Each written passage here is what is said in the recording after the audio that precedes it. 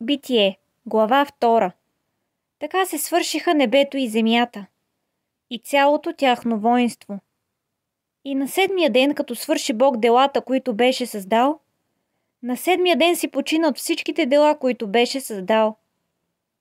И благослови Бог седмия ден и го освети, защото в него си почина от всичките си дела, от всичко, което Бог беше създал и сътворил. Това е произходът на небето и на земята, при сътворението им във времето, когато Господ Бог създаде земя и небе. А никакво полско растение още нямаше на земята и никаква полска трева не беше още поникнала, защото Господ Бог не беше дал дъжд на земята и нямаше човек, който да обработва земята. Но пара се издигаше от земята, да напояваше цялото лице на земята. И Господ Бог създаде човека от пръст из земята и вдъхна в ноздрите му жизнено дихание. И човекът стана жива душа. И Господ Бог насади градината на изток, в Едем, и постави там човека, когото беше създал.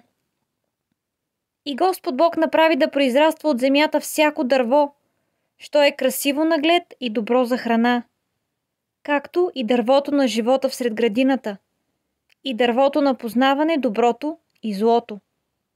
И река изтичаше от Едем да напоява градината, откъдето се разклоняваше, и стана 4 главни реки. Името на едната е Фисон. Тя е, която обикаля цялата Евилатска земя, гдето има злато. И златото на оная земя е добро там. Има още бделий и ониксов камък. Името на втората река е Гион. Тя е, която обикаля цялата Хуска земя. Името на третата река е Тигър.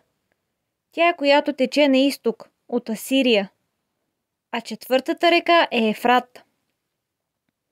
И Господ Бог взе човека и го засели в Едемската градина, за да я обработва и да я пази. И Господ Бог заповяда на човека, казвайки: от всяко дърво в градината свободно да ядеш, но от дървото за познаване доброто и злото да не ядеш от него, защото в деня, когато ядеш от него, непременно ще умреш. И Господ Бог каза: не е добре за човека да бъде сам. Ще му създам подходящ помощник.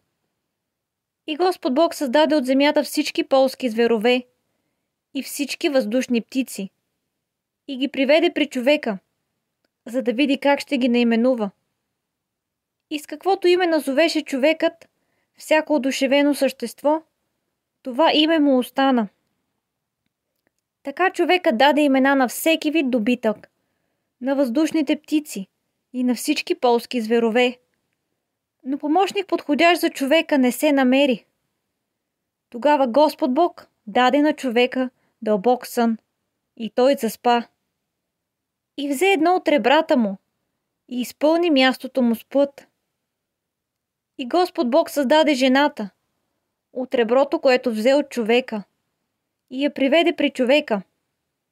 А човекът каза: тази вече е кост от костите ми и плът от плътта ми.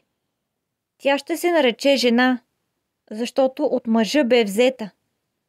Затова ще остави човек баща си и майка си и ще се привърже към жена си, и те ще бъдат една плът.